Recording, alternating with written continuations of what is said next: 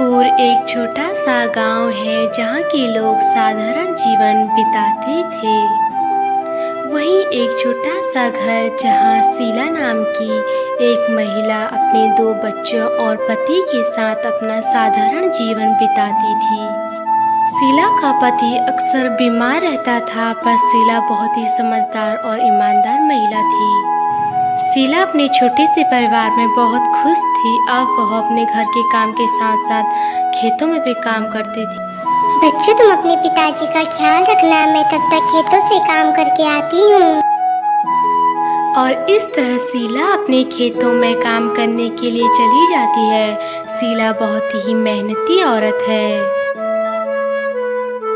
अब शीला अपने खेत में पहुंच जाती है और वह अपने खेत में फल, सब्जियां, अनाज पर बहुत ज़्यादा मेहनत करती है।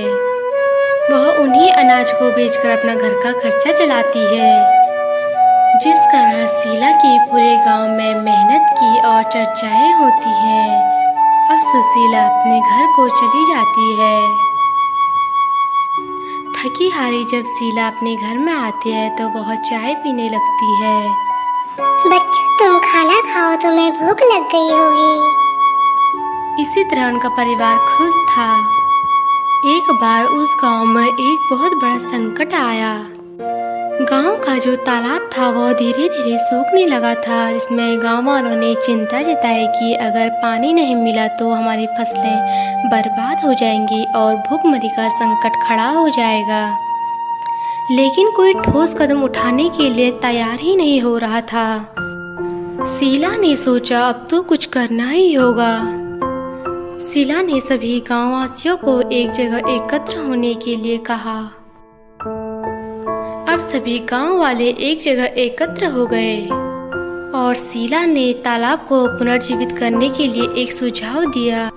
शीला ने कहा कि हमें गांव के तालाब को पुनर्जीवित करने के लिए अत्यधिक वृक्षारोपण करना चाहिए।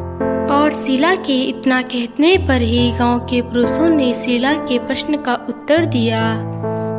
यह काम तुम्हारा नहीं है, तुम महिलाएं सिर्फ घर के काम किया करो।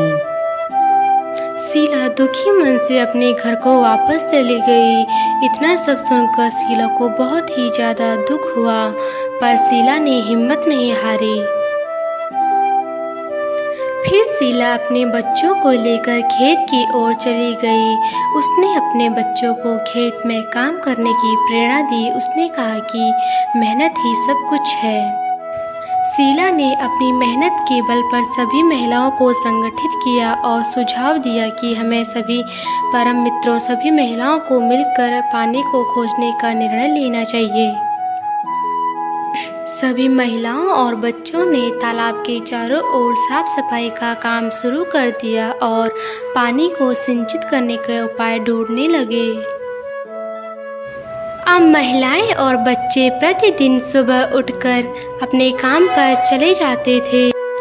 रोज वे पानी को सिंचित करते थे और शाम को थक हार कर अपने घर को वापस आ जाते थे। अब वे प्रतिदिन जाते थे और शाम को थक हार कर अपने घर को वापस आ जाते थे। 1 महीने बाद जब सबने तालाब में देखा तो तालाब का पानी फिर से भरने लगा था। महिलाओं की मेहनत धीरे धीरे रंग ला रही थी। पहले पुरुषों ने महिलाओं का बहुत ज़्यादा मजाक उड़ाया था। फिर उन्होंने देखा कि महिलाएं किस तरह प्रतिदिन मेहनत कर रही हैं। अब पुरुषों की सोच में भी बदलाव आ गया था। अब हम सभी पुरुष भी साथ मिलकर काम करेंगे। फिर शीला ने एकजुट होकर सबसे कहा कि हम सभी तालाब के आसपास वृक्षारोपण करेंगे, जिससे कि पानी का स्तर स्थिर रहेगा और एक नई उम्मीद का संचार होगा। अब सभी गांव के महिलाएं, पुरुष व बच्चे सभी तालाब के चारों ओर वृक्षारोपण करने लगे, जिससे कि पानी का स्तर बढ़ सके। 1 महीने बाद जब सभी ने देखा कि तालाब का पानी बढ़ चुका था। इस तरह शीला ने न केवल गांव को संकट से बचाया, बल्कि महिलाओं को भी आत्मनिर्भर बनाया। इस सफलता के बाद महिलाओं को एक अलग सा ही महत्व दिया जाने लगा। शीला की साहस और मेहनत ने गांव को एक नया रूप दिया और महिलाओं को भी उनकी ताकत का एहसास करवाया। इस प्रकार शीला ने न केवल अपने घर का बल्कि गांव का जीवन बदल दिया। शीला की कहानी हमें यह सिखाती है कि हम अपने मेहनत, साहस और एकता के बल पर मुश्किल से मुश्किल काम का सामना कर सकते हैं। अब शीला अपने छोटे से परिवार के साथ बहुत ही ज़्यादा खुश थी और उसका पति भी थोड़ा ठीक था।